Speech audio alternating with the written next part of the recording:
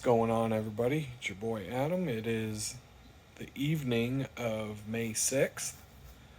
I don't know when you're watching this because I don't know when I'm putting these up. I'm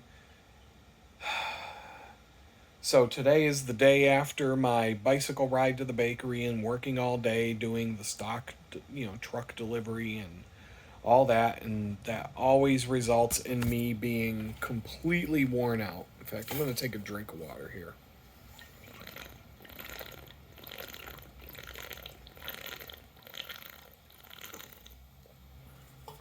I'm a bit dehydrated and just tired.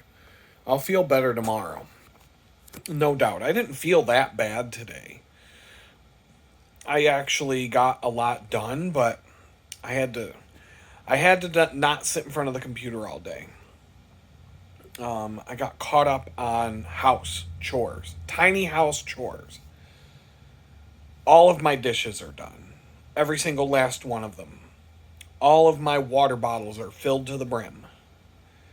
I got rid of a bunch of water bottles last week because I got so backed up on dishes, laundry, and all that house chores because of the lack of hot water, because of going on all these bike rides, scrambling, trying to find a place to live, a bunch of other reasons. I did spend some days focusing on my freelance work, and in which case I didn't really get much done. But this stuff got piled up. From the day where I came home and the water didn't work in the shower to where I couldn't even take a cold shower until they fixed it. Things piled up. I would work on dishes a little bit here and there. I would get them. I would get them like maybe 2/3 to 3/4 of the way caught up, and then I'd get hungry and I'd cook a meal. And by the time everything was said and done, I'd have a pile of dirty dishes at the end of the day. Laundry, I waited over 2 weeks to do laundry, which resulted in me. Now, we have a pretty big washing machine and dryer here, so it resulted in me having to do 2 loads of laundry. But the day that I did laundry was the day that this really crazy thing, oh my God, this crazy thing happened here. And combined with some other stuff, it took me all day just to do the 2 loads of laundry because I kept forgetting that there was laundry in the garage. There's a washing machine and a dryer in the garage of the house. And it is, excuse me, oh wow. The washing machine and dryer are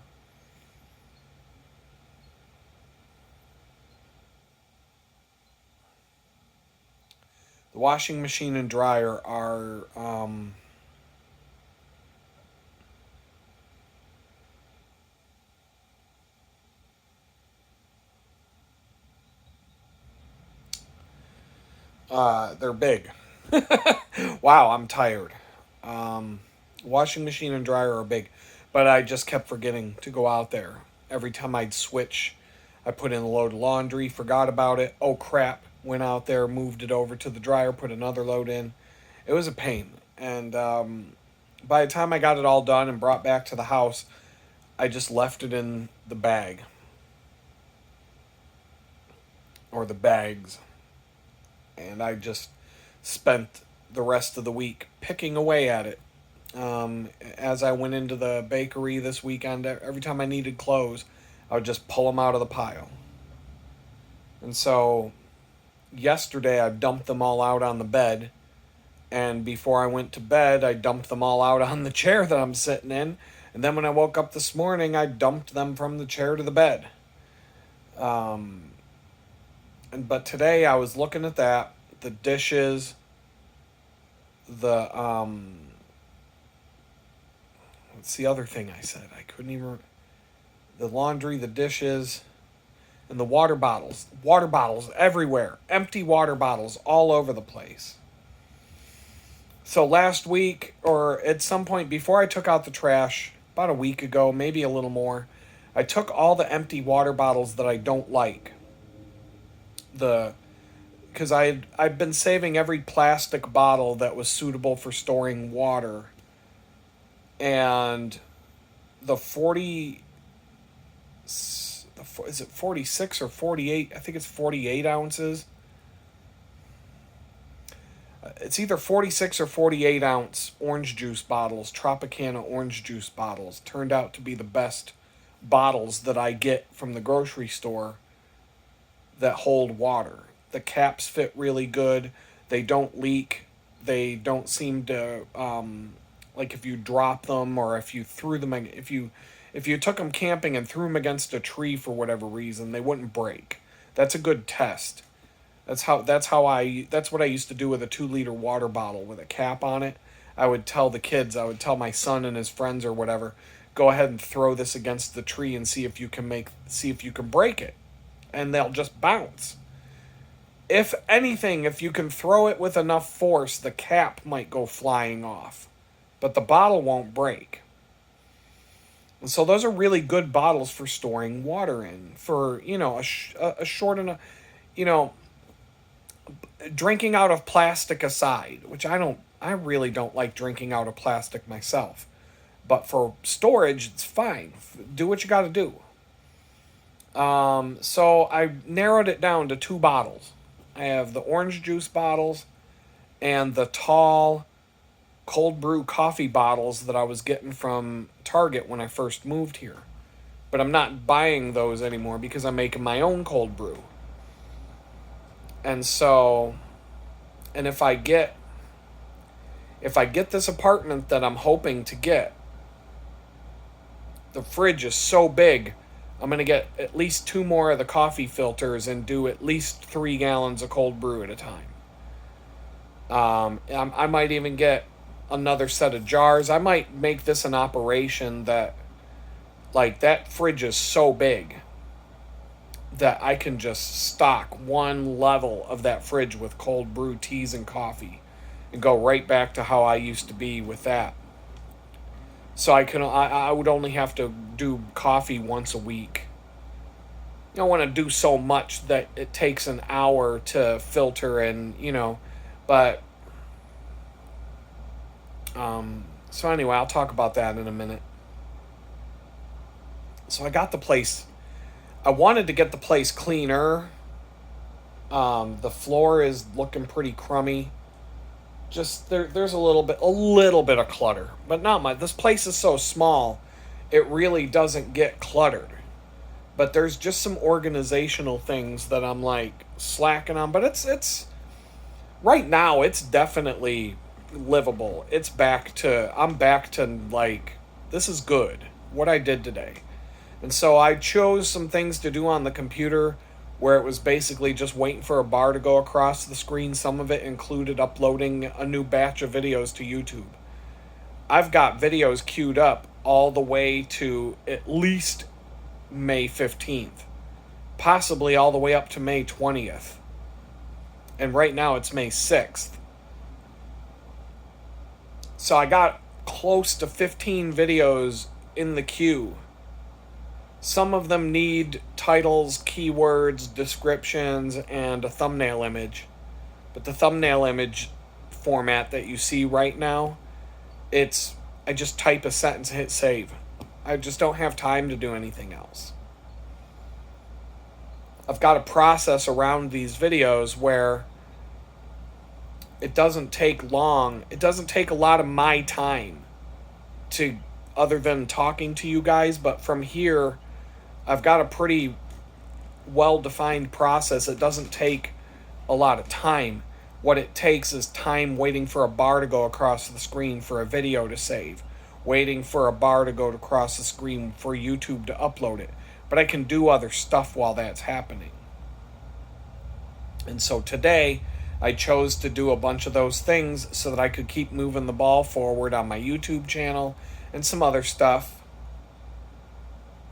And I spent the rest of the day doing dishes, folding laundry, and filling up these water bottles. Filling the water bottles with this Berkey, it's a Berkey knockoff, but with the Berkey water filter to fill up a lot of water bottles, it's a long process. Um, I've got a half, I think it's a gallon pitcher, 1 gallon pitcher, maybe a little bit. I don't know if it might. I think it's a gallon. I'm not sure. I'm not sure. It's a pitcher, and I have to fill it in this sink, and it fills up pretty slow. And I get it takes 3 pitchers to fill the top reservoir. Then you got to wait for the filter to filter down into the bottom. And then I could fill up a handful of bottles before, and the spigot on the water filter is pretty slow. So the whole process is pretty slow. Just to fill up the water bottles, I just kept rotating. Wash a few dishes, fill up a few bottles, fill up the reservoir, wash some more dishes, go to the computer, check on that, do a few things on the computer, bounce back to the dishes, bounce back to the computer, fill up some more bottles, do this, do that, do the other thing. And then when I got all the dishes done and I cleared off this table that's sitting next to me right here, that's like my multi-purpose table. You know, when you have a place this small, I fold my clothes on that table. Today I laid out all the dishes to dry on that table because I needed the space. And I cleaned everything. I had glass bottles, glass mason jars, from the coffee. And it wasn't a lot of dishes. That's the thing, too. It's not in a normal house with a normal kitchen sink. This would be like half an hour of doing dishes. But here, it's like I've got to wash dishes like one thing at a time. I got to dry them with a towel. Try anything I can dry with a towel and put away. I have to do that because there's just not enough space to.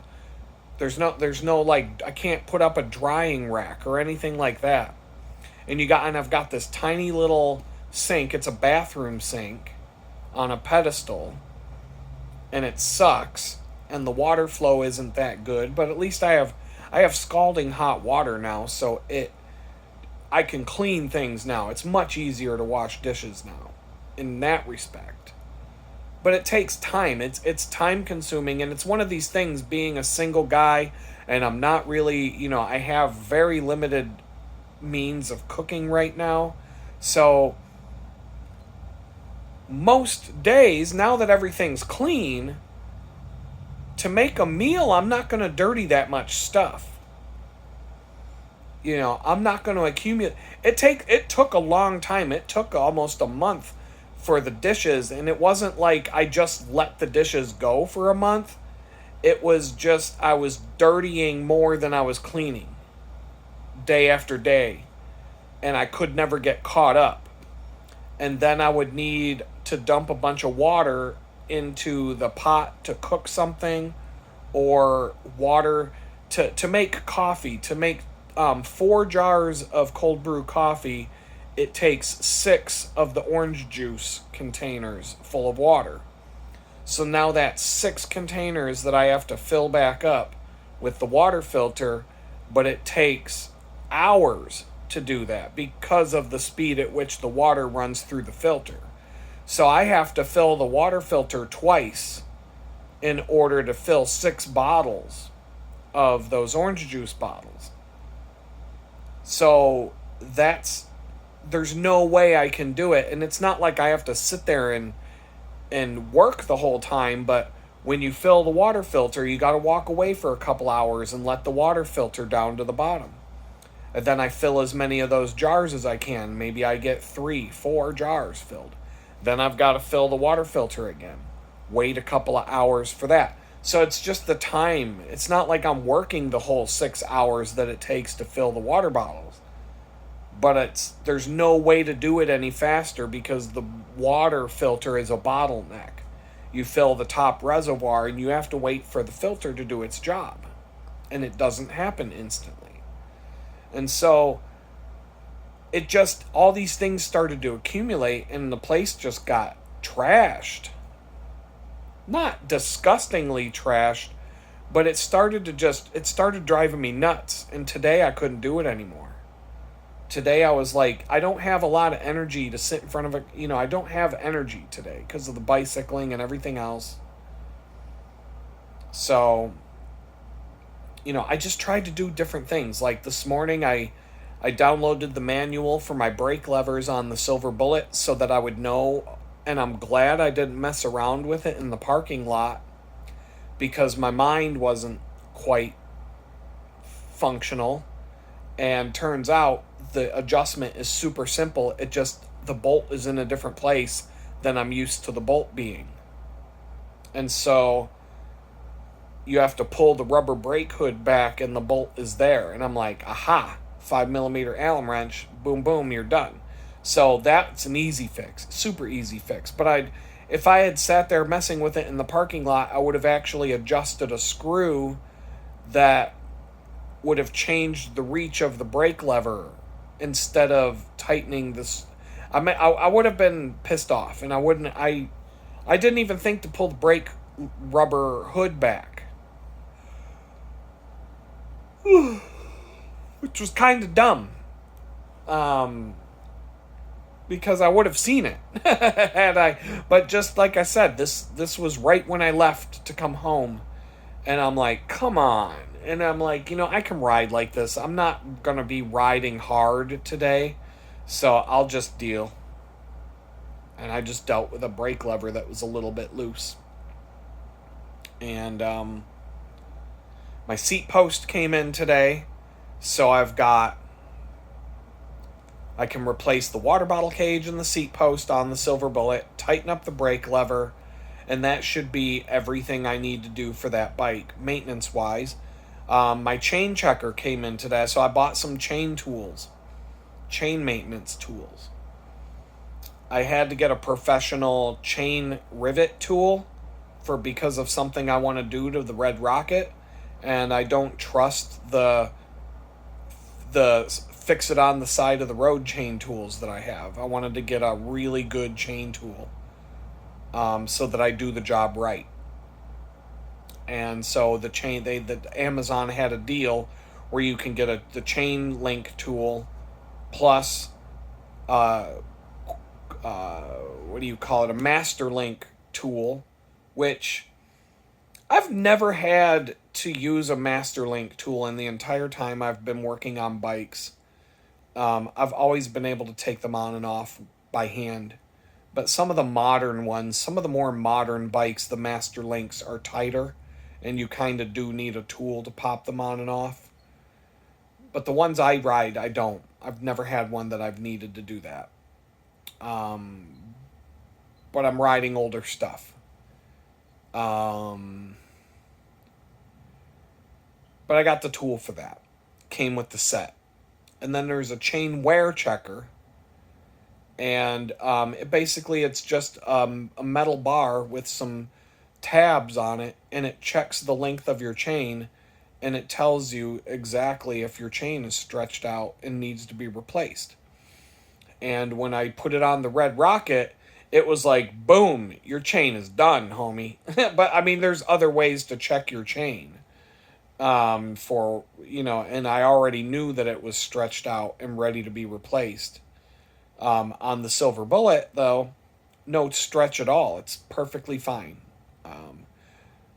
I could even do I might just do once I move. If this apartment thing works out, I'll be able to shoot videos on bicycle maintenance. I'll have like a semi-permanent bicycle shop area, and I'll have plenty of room to set up tripods and cameras and get multiple views, and I'll be able to do some cool stuff there, for sure. So bear with me on that. So parts came today. I have all the chain rings. They've all showed up. The only thing I'm waiting for now to arrive... Actually, I gotta check something. I'll be right back. These Amazon orders are confusing. I just had to check. Because you might order like 5 or 6 items at once, but it'll be split up into multiple deliveries, and it got so confusing with all of these chain rings and having to order a second chain, and some other stuff that I'm like, I just thought of something and I'm like, what about that?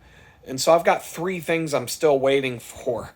Tomorrow I'm getting CO2 cart. No, tomorrow I'm getting.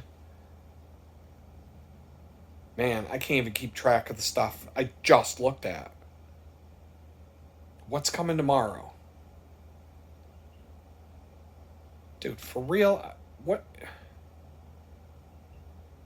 Hold on. I swear, man, I'm just brain dead right now. This is why I'm shooting these videos when I'm brain dead. First thing in the morning and late in the evening. I don't really feel like sitting and watching TV right now, but I don't have much mental capacity to do anything else. So tomorrow I'm getting my second chain. The reason why I had to order 2 chains is I looked at the chain when it came the other day and I'm like, it's not long enough. And I had this, so I went and pulled the chain off of the Red Rocket, and it's already longer than the one I ordered. And then I'm like, crap, do I got to send this back? But then I started looking at how many links I actually need on a chain. And the longest chain that they sell, the chains, they come a certain length. The longest ones I could find were not long enough. And so the only thing I could think of was I need to order a second chain, the exact same chain, and then take links from it and add them to the new chain I'm buying. And it should work fine. It should work okay. And the way I'm just going to do it by popping the rivet out of a chain link and then pushing it back in to lengthen to lengthen the chain that needs a few extra links. And that shit, I mean, I've been working on bikes for years and years. Popping the rivet in and out of chains is how you used to work on them, but now that they have quick links and every chain is different. A lot of the more modern chains, I would be more hesitant to do stuff like that. But on vintage stuff, it's definitely safer. You just don't want to get in a situation where you compromise the integrity of the chain and it breaks while you're riding. Especially if it's going to break when you're really hammering down, and then all of a sudden you could just smack your ball sack on your seat, or chances, I've had chains break multiple times on mountain bikes. Shit, that's a normal thing. You take extra quick links with you because of the fact that when you go on a mountain bike ride, there's a fair chance that you're going to break a chain. It happens all the time. I've seen it happen to other people. It's happened to me. Mountain bikes that's a whole different game. You're going to maintenance things happen all the time on mountain bike rides. Road bicycling is a little bit more tame in terms of how much stuff happens to your bike. But, I've got all kinds of little things I got to do. I forgot about the brake calipers on the Silver Bullet. Need some Loctite. I need to put Loctite on a screw. I might have to just ride that bike to work on Saturday and just pick up a couple tubes of Loctite on the way home from Home Depot or wherever. Red and blue. Start with the blue. If it doesn't work, go to red and see what happens. And then I have all the parts that I need to do bicycle maintenance Sunday on that Silver Bullet. On the Red Rocket, I'm getting a chain tomorrow, the second chain. I'm getting CO2 cartridges on Thursday, so I'll be well stocked on CO2 cartridges. I might start taking 2 CO2 cartridges with me when I ride to and from work. But I'm also trying to keep that backpack from being too heavy. And every time you add something to it, the individual thing that you added doesn't add a lot of weight. But you keep adding things and adding things and adding things over a couple of months, the weight starts to be significant.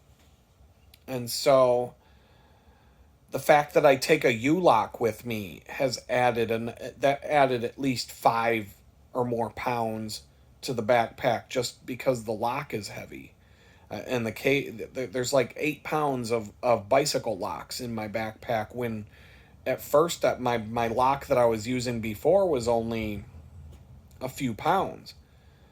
Not even, maybe like 2 pounds at the most. And but it was causing me problems. I was having all kinds of issues with the lock getting jammed.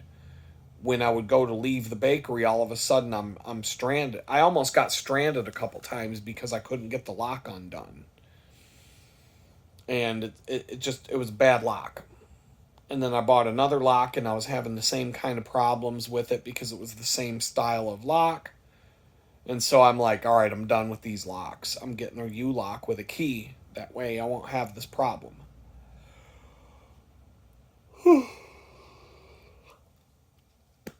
And then I'm waiting for a cassette, the cogs that go on your back wheel. That is supposed to be here on Saturday. And if that shows up on time, that's coming through the post office. But I've got a tracking number, so that as long as that shows up on Saturday, I can do both of the bicycles on Sunday and get them ready to go. Cleaned up, maintained, all that. Bike maintenance day. But I'm going to do it inside the tiny house. I'm not going to go out. I'm not going to go set up an outdoor bike shop like I've done the last couple of times because I don't want to be around anybody. So, and I don't care about the floor in here. So I'm just going to set up and do it right in here. Just chill in this chair when I need to take a break. You know, maybe put on a good YouTube video or something. Just something to keep me entertained in the background while I work. And I'll get all the bicycles back to... Every time I do a bicycle maintenance day, the bicycles are better than before maintenance day. So these bicycles will be the best they've been. In fact, they'll be the best they've ever been, both of them. I have an extra water bottle cage that I ordered for the Silver Bullet, and it's not going to fit on the Silver Bullet, mainly because of the way that the front derailleur clamps onto the seat tube in between the two water bottle mount bolts. And so the water bottle cage that I bought a matching pair. They can't accommodate, without me like cutting plastic away, they can't accommodate that without... It would be a pain. And it would require like washers and spacers, and it wouldn't look good. And if I ever need to adjust the front derailleur, then that's going to be a problem. And so I've kind of made up my mind I'm only going to put one water bottle cage on that bike. For now, at least. But then I got the bright idea that on the Red Rocket, I have two of the same exact water bottle cages on the Red Rocket. They're just older. And they're so old that these water bottle cages have a rubber O-ring that goes around the top of the cage to help hold things in place. But those rubber O-rings just disintegrated over it because these are old. Like this bike, I've had it for a long time. And those O-rings finally just dry rotted and they're gone. But the water bottle cages still hold a bottle just fine, tight. I will never worry about a water bottle popping out of those cages. I've gone on some serious rides. But for, just curiosity, I checked, and I can get replacement, O-rings for those water bottle cages. They're available. They're not easy to get. I can't just get them on Amazon, but I can get them. I can get them directly from the company that makes the water bottle cage. They're cheap. I mean, I could order them for like $2 or something like that, and they'll send them in the mail. Postal mail. It's 2 rubber bands basically. Rubber O-rings. So I'm thinking maybe I'll get the replacement O-rings to freshen up the bike a little bit. But I don't need to right now. Like I said, they work fine. There's no problems with them. But the extra water bottle cage mount that I got, or the extra water bottle cage, On the Red Rocket, there's a bottle cage on the bottom of the down tube. And I think that those, I don't normally, that would be better to mount like a pump or something like that. Like there's different things that I could mount under there with those two, but I've never had a problem using a really short water bottle. And I'm telling you, on some of these long bicycle rides, the 800 mile and above, 300 mile bicycle rides, I don't wear a backpack or a camelback on my back. And so all I have are water bottles on the bike. And I'm telling you, man, I have run into so many situations where having that third water bottle saved the day. It got me to where I could finally, fill up. It gives me more mileage between having to fill up and get more water. Having to if you're 50 miles away from a convenience store or something like that, and you've got these three bottles and they're full, they're going to last. It just, having the three water bottles has saved me so many times. So I don't want to but I'm thinking now that I've got an extra water bottle cage that matches the two that are already on the bike, the logo's a little bit different, but they're the same exact water bottle cage. I'm thinking I'm going to take that spare and put it on the Red Rocket. And then there's a possibility that the water bottle cage that I'm currently using might fit on the Silver Bullet in that spot that's available, but I'm really just not feeling. I feel like the Red Rocket is covered in accessories, and it's the kind of bike that you would cover in bags and racks and just have all kinds of attachments.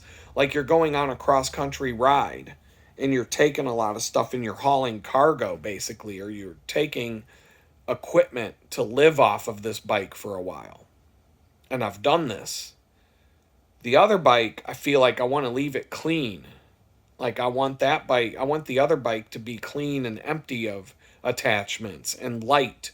It's so lightweight. It's not like a super light, ultra light $15,000 racing bike, but it's light. It's probably eight. I'll weigh them this weekend. All I got to do is stand on the scale and pick up the bike and check the difference in weight of my body versus the bicycle, and I'll just figure out what each one weighs. But I think the Red Rocket comes in at around 25, probably 26 pounds right now. That would be my guess. And I'm thinking the Silver Bullet's like 18, maybe 18 pounds. It might even be 15 pounds. It's light. It's super light. It's one of the lightest bikes I've ever owned, honestly. There's a lot of bikes out there now that are like 10 pounds. They're just ridiculously light. There's a weight limit now to how light a bicycle can be in professional racing, like the Tour de France, the UCI, which is the International Governing Board of Bicycle Racing. It's kind of like the Formula One of bicycle racing. They have rules. The bicycles have to weigh a certain amount because they were just getting lighter and lighter and lighter and lighter, and they were finally concerned about, if they get a bicycle that weighs 2 pounds, is it really going to be safe? And are they going to cut so many corners to make these bikes so light that it's at this point it's not even safe anymore? So that's a consideration. But I want to keep the Silver Bullet light. I don't want to cover it with a bunch of stuff. I don't want to attach something at every attachment point. I'd like to just keep it a pure bicycle at this point. One water bottle, a speedometer of some kind, some sort of handlebar mounted thing for my phone, preferably for the phone. But I don't even want to get the same phone mount that I have on my current Red Rocket, but I want something that's going to be solid like that, I don't want the phone to go flying off the handlebar when I hit a bump. So I got to take and do some research on that. And then there's another thing I thought of upgrading on the Red Rocket, and that is switching to. So on the Red Rocket, I switched all the components to mountain bike components, even though it's a road bike. And there was a number of benefits that I got from doing that. And then I've kind of gone back and forth and mixed in road bike components and mountain bike components together. And that's part of the reason why I don't have a long enough chain. Because the rear derailleur is a mountain bike rear derailleur, and the front gears, the crankset, is from a road bike, and it's road bike size chain rings. So there's just like the amount of chain I need to wrap around the biggest combination of gear cogs, the low gear in the rear wheel and the high gear on the front. It needs a really long chain. And so that's why I have to like get a hodgepodge together a chain that's going to be long enough when all the parts come in.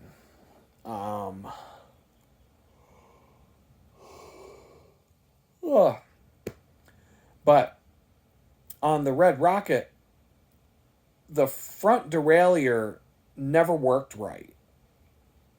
I used a mountain bike click shifter under the handlebar thumb shifter that's indexed. And what that means, index shifting is what you find on all modern bikes, where each click shifts at one gear. And so there's a bunch of different shifter options. So for the front derailleur on the Red Rocket, I had a triple crankset, three chain rings on the front, and the left thumb shifter, it just never worked right. I could never get it adjusted to where it would shift all three gears properly. And so on a pinch, I took what's called a down. So there's the shifters on this Cannondale originally would have been mounted to what's called the down tube on the bicycle. And so on old school road racing bikes, you'll see some shift levers that are on the down tube, the bottom front tube of the frame. They're mounted right side by side on the frame. And you'll see that on a lot of older road racing bikes. And so I had some shifters like that. And finally, I just got sick and tired of dealing with this click shifter not working, that I just put a shifter on the down tube that I can adjust freely. It gives me you can adjust the exact position of it so that the chain doesn't rub against the derailleur. You can control it precisely. But the problem is I have to take my hand off the handlebar to change gears down there. And it's not that big of a deal, because you don't really need to change the front gear too often. So I did the gear ratio calculator today because I'm buying all new. I finally paid attention. I don't even know what my old cassette is in terms of the number of teeth in the gear range. I hope that the one that I'm getting either matches that or has a higher gear range. So the one that's coming in, the cassette, this has an 11 tooth small cog, and it has a 32 tooth large cog, and it's an 8-speed, so there's 8 gears between the 11 tooth and the 32 tooth. On the front chain rings, the ones attached to your cranks, the large one is a 53 tooth and the small one's a 39 tooth. And so that's going to give me a wider range of gear ratios than what I currently have. My large gear is probably going to be about the same. My small gear, my smallest gear, is going to be smaller than what I already have, which is good because it's the one that I currently have is not good for steep hills. It just doesn't it doesn't get low enough for the steep hills. And so I want to get the lowest gear I can get. The high gear is high enough. So I used a gear ratio calculator, but I set it up to tell me miles per hour based on 90 revolutions per minute, which is a fairly, 90 RPMs is about what your ideal pedaling speed should be. Your cadence is what it's called. The number of revolutions per minute as you're pedaling. You can even get sensors that will tell you what your cadence is while you bike. Spin to win is what I say. You know, if you're mashing gears, if you're in a gear that's too big and you're just pushing the pedals really hard, but your cadence is like less than 60 RPMs, you would be better off shifting into a lower gear, pedaling at 90 RPMs to go the same speed, because you'll use less energy to go the same speed. And conversely, if you're pedaling too high of an RPM, you're wasting energy. Like if you're going uphill but you're just spinning and spinning, you're spinning faster than 90, you're probably wasting energy going uphill by just the speed of your cadence is too high. You want to find like that natural cadence where you're not 90 is about good, but when you're standing up out of the saddle, you always want to drop down to a higher gear, because then you're more of like a mashing kind of gear. You can't spin 90. It's a lot harder to spin 90 RPMs when you're standing up out of the saddle. That standing up out of the saddle, you might want to be more like 60 RPMs. So pushing a bigger gear, going the same speed. So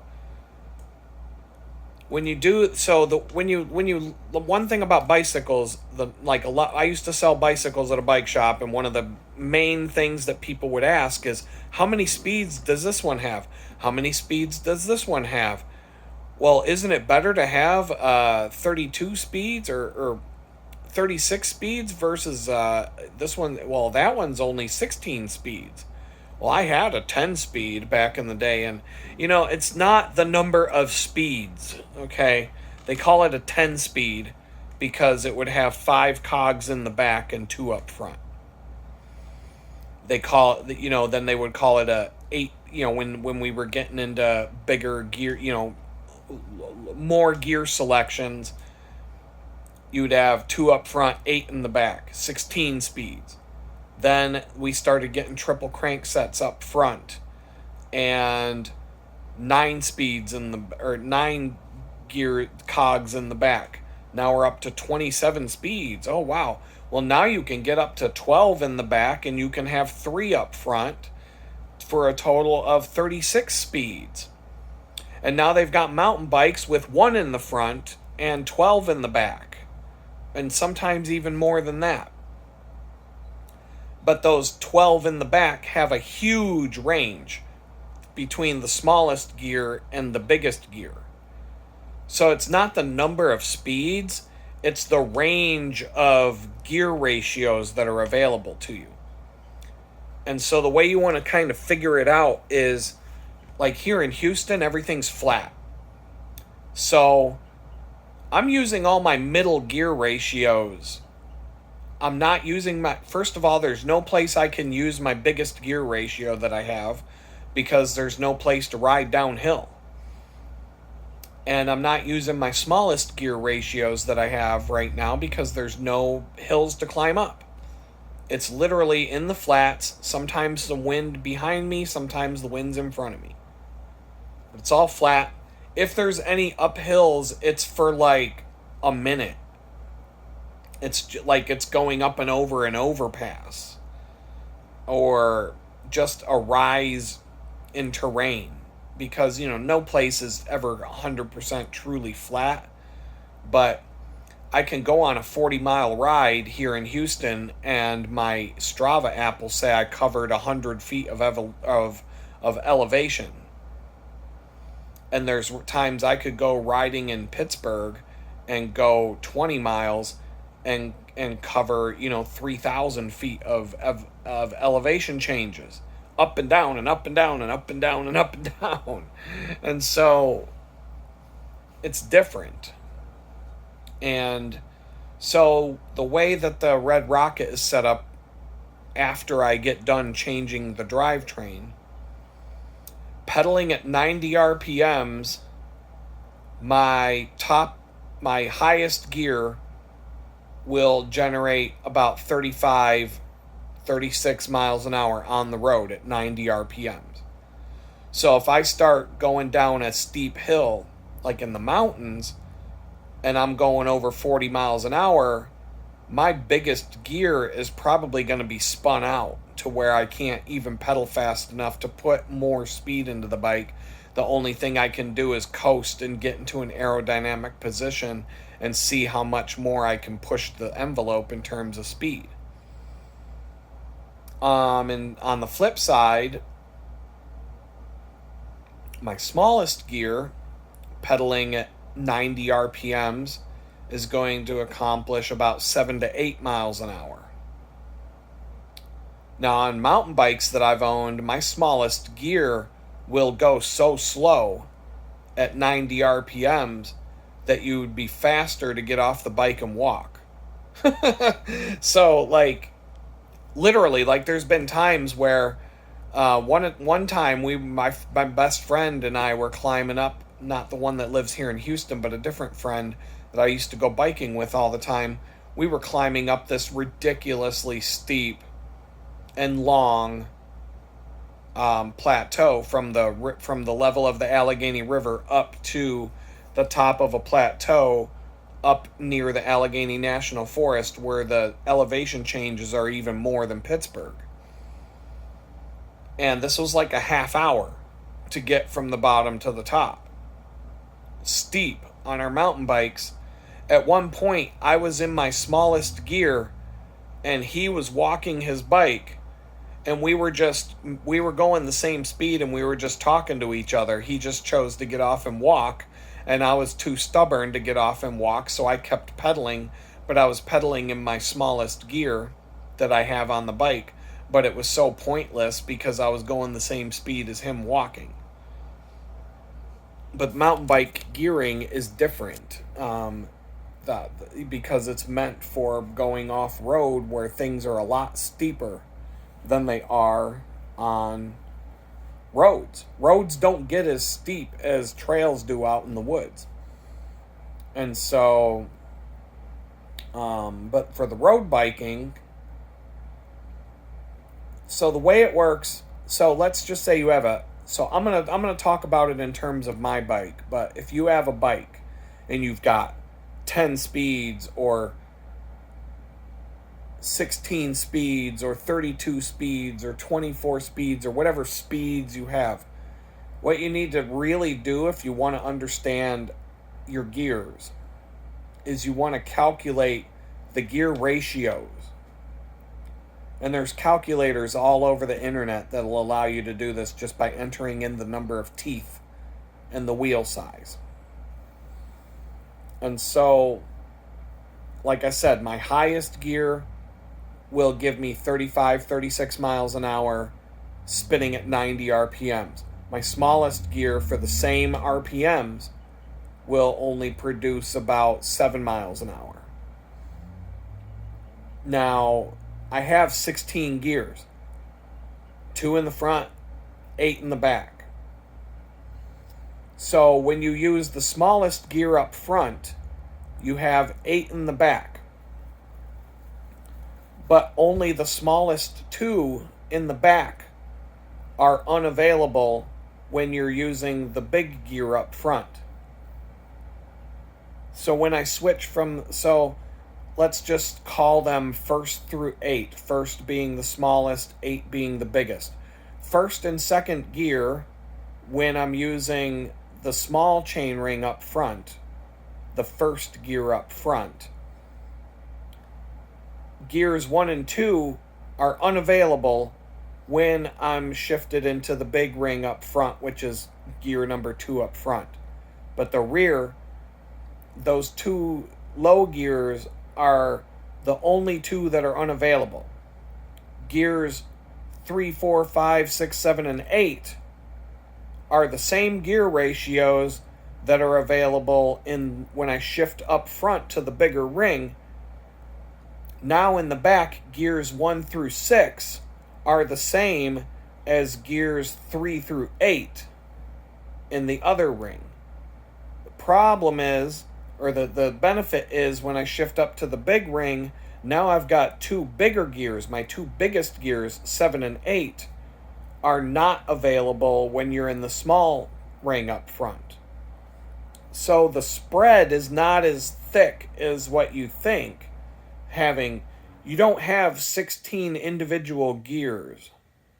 You have a wider range of gears because of those two up front create more range of they basically take that range of gearing that you have in the back and extend it a little bit. It's kind of like having 4 low and 4 high on a four-wheel drive vehicle, but 4 low really does give you 4 lower gears that are low. All 6 of your gears in 4 low are going to be lower than what's available in the high, but it's kind of like that same concept. But I don't know if I said it correctly the last time, but when you're in the low gear up front, the first 2 gears are unavailable in the other setting. So gears 1 and 2 are unavailable, or they're the only ones that you have to be in the low gear up front, the low range up front, to get access to those 2 low gears. But gears 3, 4, 5, 6, 7, and 8 are available when you shift to the high gear up front, except for 3, 4, 5, 6, 7, and 8 become 1, 2, 3, 4, 5, and 6. And then 7 and 8 are bigger and they're unavailable in the low range up front. So basically in a 16 speed, you basically have 4 gears that are individual to the low or the high range. But then you have these 6 gears in the middle that are available no matter which way you configure the front. It's just shifting which cogs in the back provide that same gear ratio. So if you understand that if I'm in cog number 3 in the back and I want to shift to the big ring and stay in the same gear, I can shift to the big ring. No.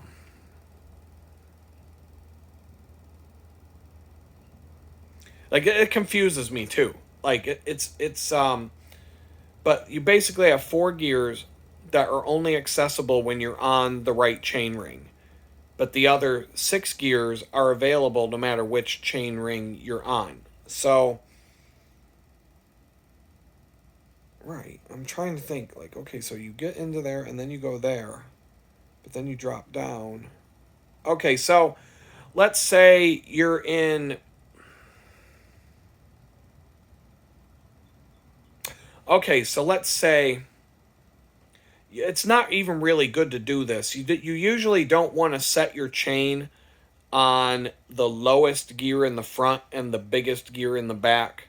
And you typically don't want to set your biggest gear in the front to the lowest gear in the back. Mainly because what I've already said, you have those gears available to you on the other range.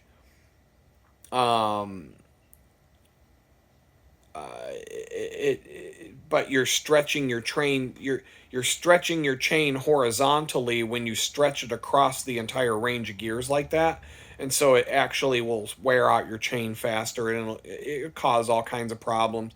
And it's not you. You should always have your bike adjusted to be able to do that, but like I said, you always have the same gear available in a different configuration that's not going to stretch your chain as much. So if you're on the big chain ring up front and the smallest gear in the back, you can accomplish the same gear ratio by switching to the small ring up front and moving 2 cogs down in the back to be on the 3rd cog. It's the same gear ratio, but now you have those two lower gears available to you that you didn't have before. So the general rule of thumb is the easiest way to explain how to do this is if you're going downhill, if you're coming up on a downhill, shift to the big ring up front if you have two. If you have three, it's the same concept, you just have a bigger range of gears to pick from. But remember that some of these gear ratios overlap between each chainring up front. So you get the same gear ratio, you just have to pick a different combination of cogs to achieve the same gear ratio. So the 16 speed, for example, that I'm talking about, it actually only has 10 different gears. It doesn't have 16 gears, it has 10. It has the 4 individual gears that you can only accomplish with one combination of the chainring and rear cogs. That's 4 that are, the 2 highs and the 2 lows. There's only one setting that front and rear that will accomplish those ratios. But then there are 6, which I don't have my other hand, but there are 6 gears that overlap. They're the same gear ratios. It doesn't matter whether it's the big chain ring up front or the small chain ring up front. You still have 6 gears that are the same ratio. It's just a different combination of chain ring and cog to accomplish the same gear ratio. So a 16 speed bike might only have 10 different gears, and it might even be less than that depending on the range of the range of gearing. If you shore it up, the full range from the smallest to the biggest gear, then your steps between gear ratios become smaller and smaller. So that's kind of nice on certain bike rides where you want to shift because you just need a little bit of a easier time pedaling, and so you give it a click and it's like, oh, that was nice, and it's not a big jump. And so when you really get into a rhythm, you don't want to jump too high of a gear change. You don't want to jump so much that it throws off your pedaling rhythm. You always want to try to maintain a steady cadence, a steady rhythm, and you're shifting to, if it gets too hard, you click it once, shift. If it's still too hard, click it again. Because, the road grade is always changing. You're either going up or you're going down, or wind or anything. Things are changing. But you constantly, you're using the gear shifting to keep your cadence the same. It's just like in a car. You shift from first, second, third, fourth, and so on. You're trying to keep your RPMs right around you're trying to keep your RPMs at a certain level on your engine, and you're using the gear to accomplish that. I mean, it's and then you got acceleration and deceleration and upshifting, downshifting, and all that stuff. When you go up a hill, if you're driving a Jeep Wrangler stick shift and you got a 6-speed, you're never going to use 5th and 6th gear on a road. The only time you're ever using 5th and 6th gear is on an interstate highway. And even then, if you go up the slightest hill, any slight hill climb, you've got to downshift to 4th. Like downshifting to 5th, you cannot accelerate uphill in a Wrangler in 5th or 6th gear at all. You can't. The only reason those 2 gears exist is to try and burn less gas on an interstate highway when it's flat. That's it. It just lowers your RPMs to maintain your speed and not burn as much gas. That's all it's there for. But if you go up the slightest hill, you'll start slowing down immediately. And, I'll have to double clutch, blip the throttle, and throw it into 4th gear and smoothly, rev match so that it's a nice smooth shift. But I don't even go from 6th to 4th to 6th to 5th. Going up any hill, I immediately just downshift into 4th. But you have to make sure your RPMs of your engine match your speed and everything, so that, and the speed that gear is expecting to be in when you slide it in, or else you're gonna, you'll mess up your clutch or your gearbox. But it's not hard. Once you've done it a bunch of times, it becomes a natural thing. It's like that with a bicycle. You know, you're going down a hill, and all of a sudden you come up to a hill to climb, and you need to anticipate those shifts because you're trying to keep your pedaling cadence at the same cadence. Don't worry about your speed, you're worried about how fast you're pedaling. And when it gets too hard to pedal, you got to downshift. And so this just a mental thing. It's more you do it, the more you don't think about it. It's just a natural thing. So on the Red Rocket, the gear ratios and all of that explanation, now I have this shift lever that's down on the tube of the bike that I have to reach down to change from the small chain ring to the big chain ring. And like I said, the rule of thumb is if you're starting to go downhill, switch to the big chain ring, drop off the two low gears that you don't need, and focus on having a gear range that includes your fastest gear, the one that gives you your maximum speed, because you're going downhill. But when you start to go uphill, you switch the front to the bottom to the lower chain ring, because you're going to be going uphill, and now you need to throw away your two biggest gears and focus on a gear range that gives you the two lowest gears that you have. And if you're on the flats like Houston, it's kind of hit or miss. I use both chain rings. When I'm riding my Silver Bullet, I sit in the yesterday I sat in the middle chain ring for the entire ride. I never switched the front gear. Sometimes I do, sometimes I don't. And I have a triple crank set in the front. I don't use I used the smallest chain ring once yesterday because I was lazy. I didn't want to put any effort in going up over this one overpass that's a pretty steep up and over climb.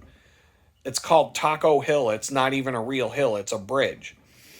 And so I just put it in the smallest gear I had and just lazied it up the hill because I was just tired and didn't want to try. And I could just, cruise up the hill without putting any effort into it in that small gear. And then when I got back to the top, I put it in the middle. I didn't even get in the big chain ring the whole way home yesterday. But on the way into work, I laid down some tracks and I did use the big chain ring. So your front gear on your bicycle, the way to think about it is, what kind of riding am I about to do? Am I about to go blasting down a hill? Am I about to be on some flat stuff? Or am I going to have to go climb up a hill? And so you think about that in advance and you get that front gear in the right gear for the situation. And when you only have two up front, it's either downhill or uphill. And on the flat, it's kind of like, do you have the wind to your back or do you got the wind to your front? That'll make up your mind about which one to use. But you have that middle range that's shared between the two chain rings. So in some cases, it doesn't matter.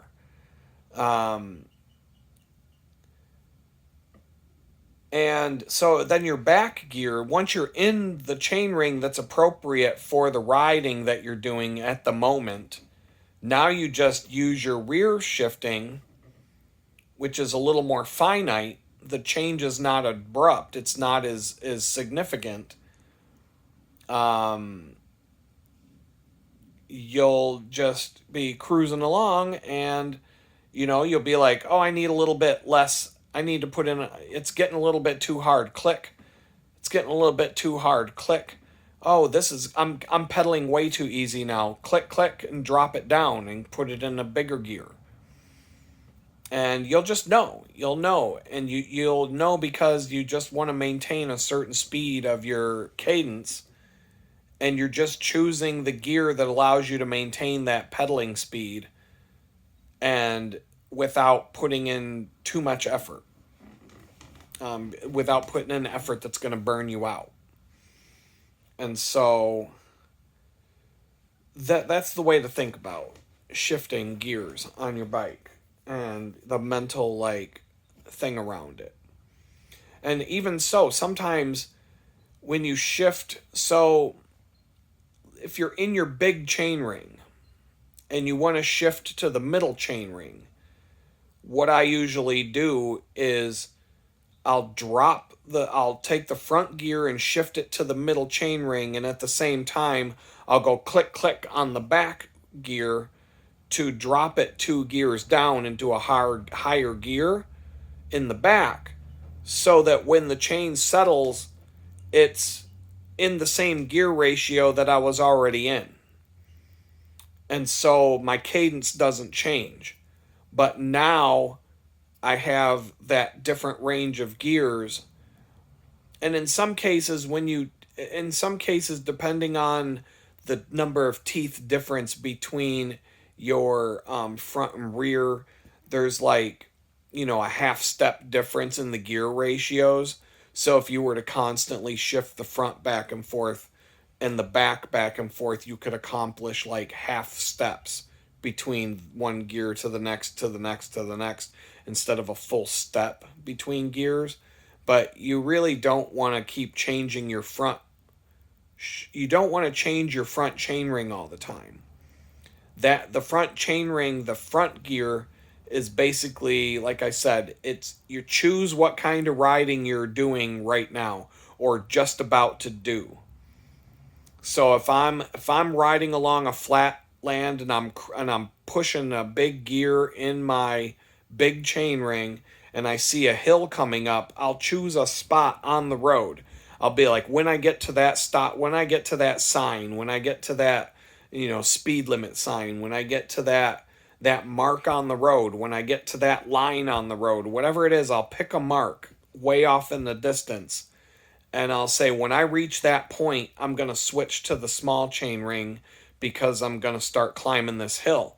But when I switch to the small chain ring, I'm also going to click click on the back gear and drop it down 2 notches so I'm in the same gear ratio.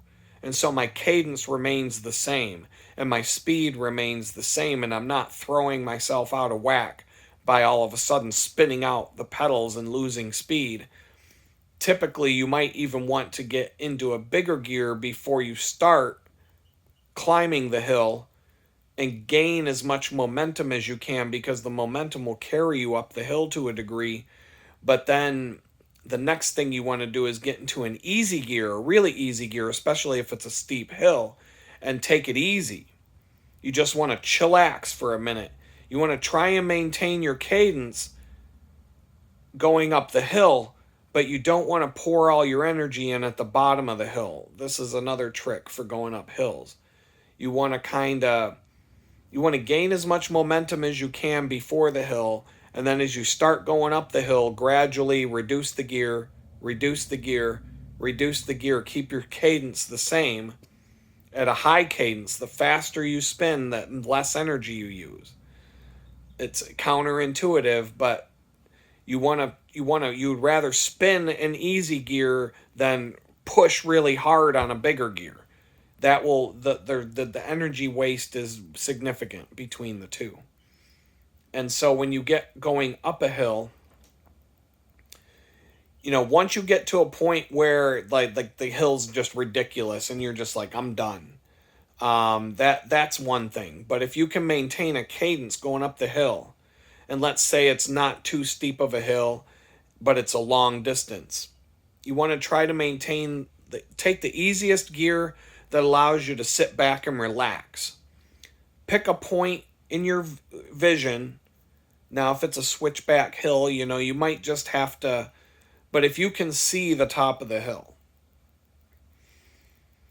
pick a spot that's like 3/4 of the way or 2/3 of the way up the hill, and mark it in your mind that when you hit that spot, you're going to drop 2 gears on the shifter, stand up out of the seat, and put in like a real hard effort for a second and just like sprint. And then you're going to want to sit down and try to hold that gear that you're in at a high cadence and really push all the way to the top of the hill. if you use your energy at the bottom of the hill, you'll burn yourself out. And about halfway up the hill, 3/4 of the way up the hill, you're just limping to the finish line.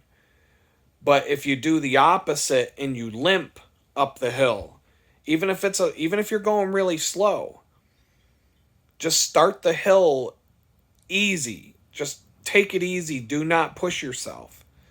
As you go up the hill, when you get about 3/4, 2/3 of the way up the hill, really like jam on it. And that's when you want to put in, because that will carry your momentum, will carry you up to the top of the hill. And you basically saved your energy to get up and over the top of the hill when you'd otherwise be burning out going up the hill. It's like something I have to keep in mind. Even here in Houston, I'll get a faster time going up a hill, like whatever, that whatever they call hills here.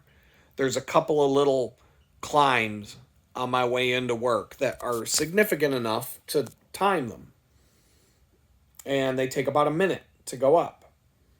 But if I start at the bottom, if I'm just like, yeah, and I'm just like really pushing myself really hard at the bottom of the hill, by the time I get to the 2/3, 3/4 mark of the hill, I have to sit down in my seat and pick a really easy gear and I give up. And I'm like, I can't do this anymore. And I just kind of pussy my way up to the top of the hill. And that gives me a slower time than if I just chill and pick an easy gear at the bottom of the hill that doesn't really stress me too much. And I don't have that mentality of just push really hard at the bottom. Gain as much momentum as you can, but don't burn yourself out. And then just gradually let the bike slow down, slow down, slow down as you're going up the hill until you get to about the 2/3, 3/4 mark. And then turn on the gas and hit it hard and go as hard as you can. Typically, you'll be able to go that hard pace all the way to the top of the hill where it stops and crests. And then you can sit down on the seat, switch into a bigger gear, and get ready to go down the other side. And you've got a lot more momentum, and you've gotten to the top of the hill even faster.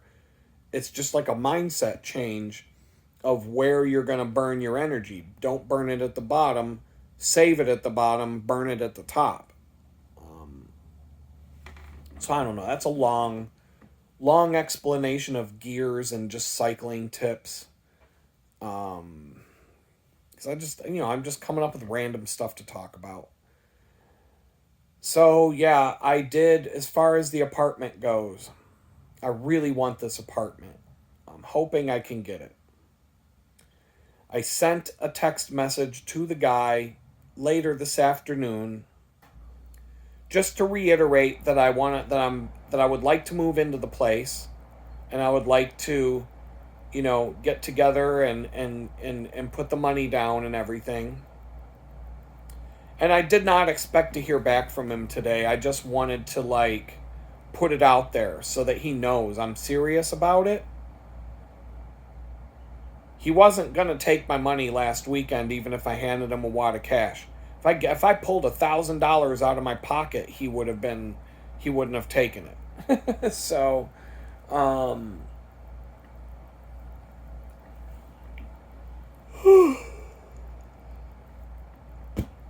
he wouldn't have taken it even if I had dropped it on the table. But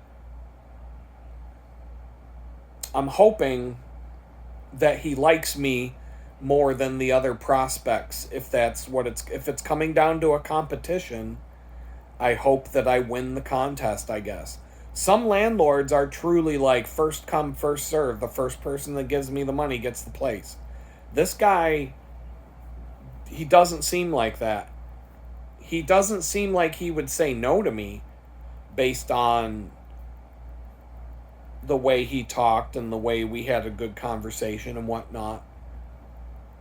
I think he looked at me and he thought, I know he's had problem client he kind of alluded to there was a couple living there for a while. And they weren't, I don't know if they were married or if they were a boyfriend, girlfriend, but they split up. and he said they were fighting all the time, like having loud arguments and fighting and screaming and yelling at each other all the time. Wonder where, I know what that's like. But he said he said they had to leave. And he didn't really say that he kicked them out, but he just said they had to leave because they split up.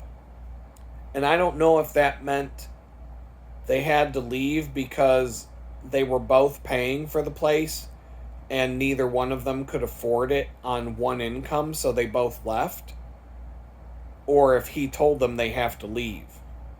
I didn't know which way. I didn't know which one he meant. But he said they took good care of the place, and he said good things about them generally. He said they didn't leave a mess, and that everything was well taken care of, and he was just putting a fresh coat of paint on everything, and wanted to do a few other things before someone moves in. And he works. Like, he told me what he does for a living, and he works he works pretty hard during the week, and then he spends his weekends, doing this kind of stuff. And I think he even said he has another rental property. He has another rental property, like a house somewhere or something like that. So he's a busy guy.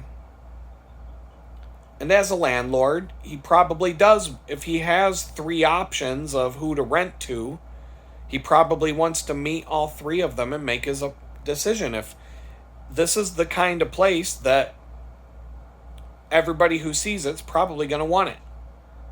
But maybe not. I don't know. But I could see some people going in there. I mean, I don't necessarily want to live in an apartment with my landlord right there on the property all the time. If I had more options in life, I would look at this place and I'd be like, yeah, it's nice, but I'm going to keep looking. You know what I mean? Like, that wouldn't appeal to me. But it appeals to me right now because it is a good place for me right now. If you're going to... Every single place I've looked at has a set of pros and cons. Some of the cons are deal breakers at these other places. But this one had the right set of pros and cons. I hope I get it. But I'm not putting all my eggs in that basket. In fact, I saw another ad today. It looked like a nice place. Cheaper than this one. I reached out to it. I got a response back. And then a guy called me from a 724 area code, which is Pittsburgh. That's Pittsburgh is 412, but Allegheny County and the surrounding area outside of Pittsburgh is 724. And this guy had a 724 area code, and I thought, I saw a message on my phone, a phone call followed by a voicemail. And I look and I'm like, 724? I thought somebody from Pittsburgh was calling me, like something happened or something. It kind of scared me for a second because that's where my kids live.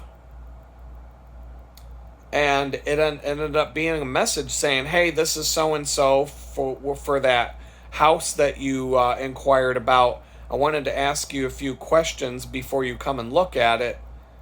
Feel free to give me a call back, etc. And so I called back, and the guy didn't answer, and this was within like 2 minutes of getting the call. I left him a voicemail, and I haven't heard back. But supposedly they said I could go look at it on Sunday. This will be a 60 to 80 mile bicycle ride to do it on Sunday. But I figured if I'm going to do this, Sunday's the day. I'm not going to take tomorrow, Thursday, or Friday to go on an 80 mile bicycle ride to go look at this place. I've also got to get the address and check the internet options, and I have questions to ask. I'm not going to just rely on what somebody's telling me over the phone. I have to find out things before. I'm not going to waste an 80 mile bicycle ride to go look at another place without knowing for sure that I can get good internet there and answering a few other questions. What about laundry? Things like that. And there was but this place was nice. It definitely looked like a good option. How far would it be from the bakery? Probably the same distance I'm going right now. But I don't know the address of it. I just know the general area of it, and the specific address could make a huge difference. So I'll have to figure that out. I'm going to go check that out hopefully Sunday. But this apartment that I'm hoping to get, I might be able to seal the deal by Saturday. And so if Saturday comes around and I can seal the deal, I won't have to go look at a place on Sunday. And Sunday can be bicycle maintenance day. But if I have to go look at a place on Sunday and ride 80 miles, then bicycle maintenance day is going to get put off for another week. And I'll do the bare minimum that I have to do to keep that silver bullet going. And just, and you know, I don't know. But so I am hopeful. And as I keep checking every day, the place that's in my back pocket, the first place I looked at, is still showing up as available. And I can see why it hasn't been taken by now. It's a nice place, but I can see why people wouldn't want to do it. Because in my situation, it would be an upgrade, a major upgrade. But there are things that would be a pain in the ass about it. And that is why I've been holding out and not jumping the gun. But if the 15th gets here and I still don't have a place, I am going to reach out to that guy and say, okay, I'll do it. Just to get out of here at the end of the month and move on and start fresh. And I will try to sign it. I will try to make it work for a year. At least 6 months. If he wants me to sign a year lease, great. If he wants to do it like 1 year, but you can break the lease with a 30-day notice, or, if he wants to do something like that, I'll be okay with it. But I don't see that place as... that place is much better built than where I am right now. It's much bigger than where I am right now. A lot of wide open space, but it is kind of a basic design, and it's on a property that, like, Amazon deliveries might be a pain in the ass. Certain different things about it are going to be a pain. And I'm not going to want... I just feel like I got to hold out. And hopefully this place that I looked at on Sunday, may the 4th be with you, because that's when I looked at it. It was on the 4th, so may the 4th be with me on that. I'm hoping maybe that's the spot. Maybe on the anniversary of the day that I became homeless, I'm signing a lease and locking in a deal on a place that's actually going to feel like a home. That would be an awesome coincidence.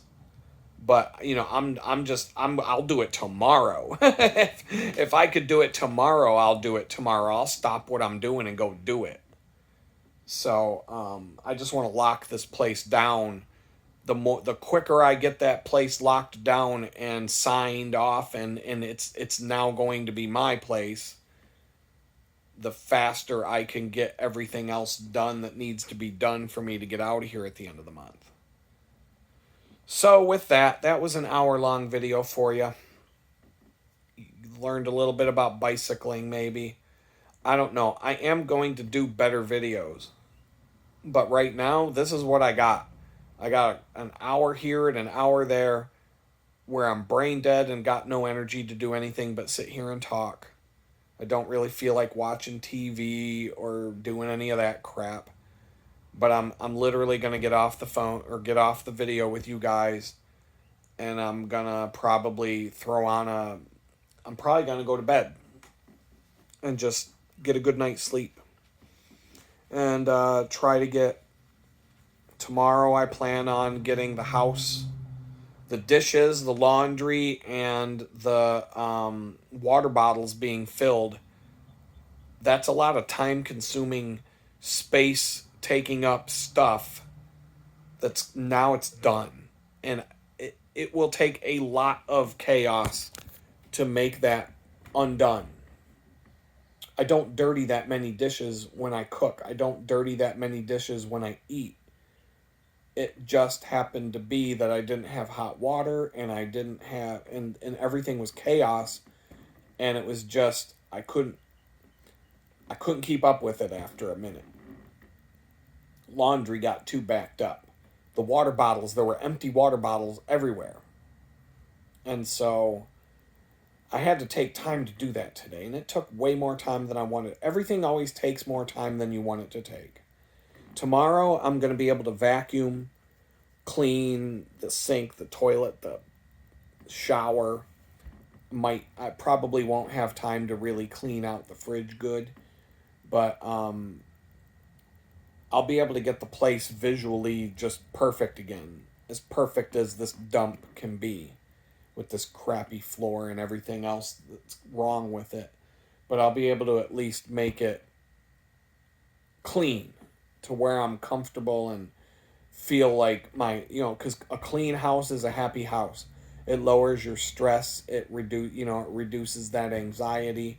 When you're looking around and seeing a mess everywhere you look, it's stress inducing. And then that stress, I'm already under enough stress. I don't need stress from that to be added to it. And so that's where I'm at. I'm just going to try, and then tomorrow I'm going to try to put in 8 to 10 hours of billable time on client work tomorrow, Thursday, and Friday. At least 8 hours a day. I would love to do 10 hours a day. And I also have to get some groceries. And I don't know. I'm trying to hold out on the grocery shopping as long. I can probably. Tomorrow I've got to get some things. I hope. I might have to go and just spend $50 and get the basics.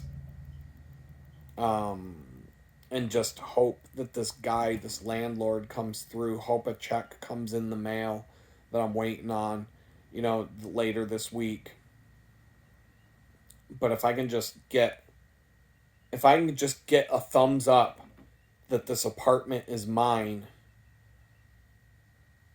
it would be such a huge relief that I haven't felt in a long.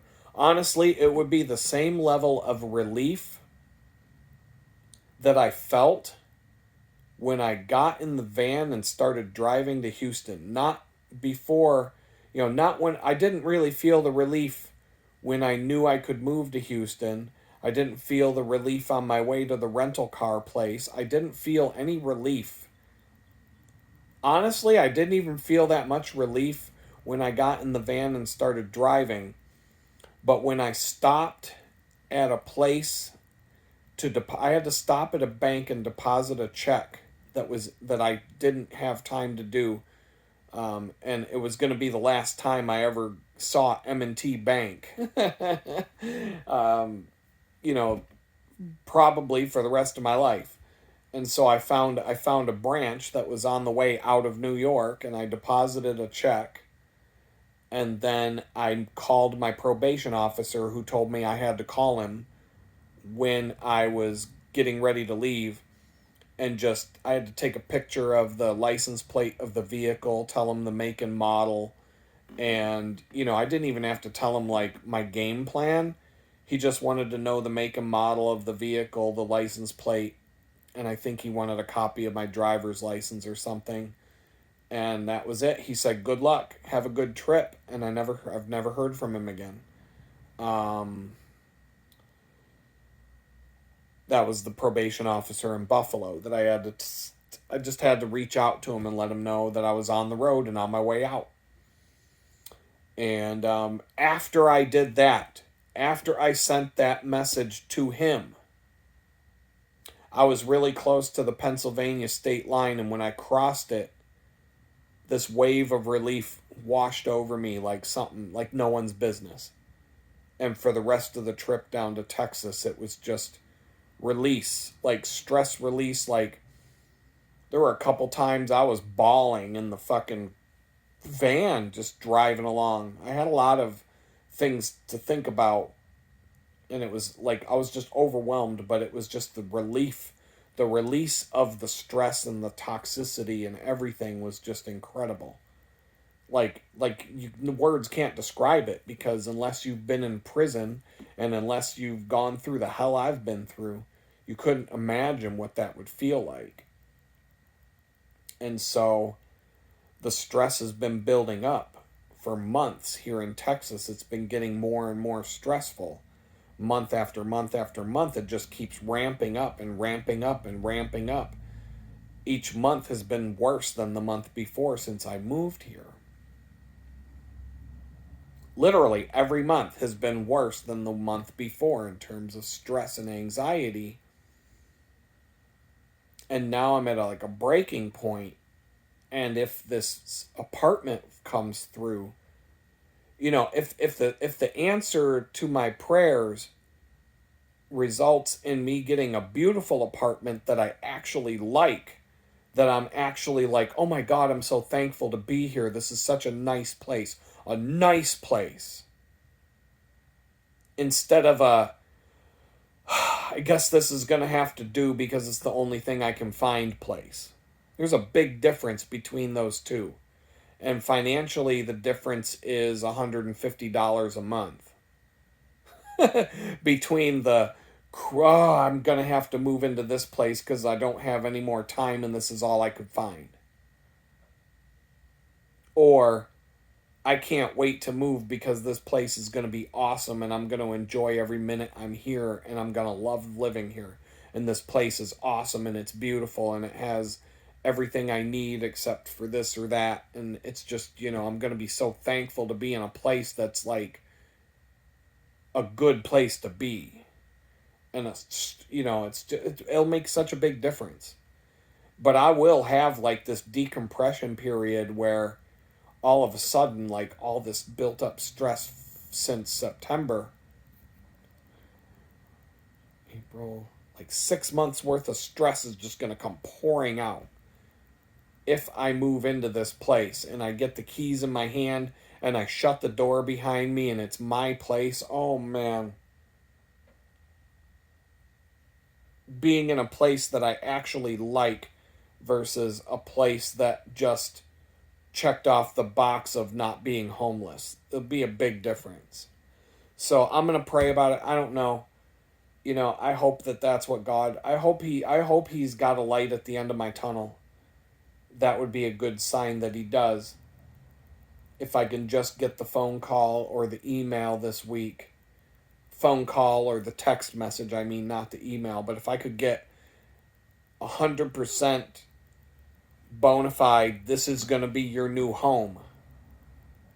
By the end of the week, I'll be ecstatic. But right now I'm burned out and I'm falling asleep and it's time to go. I'm going to say peace out.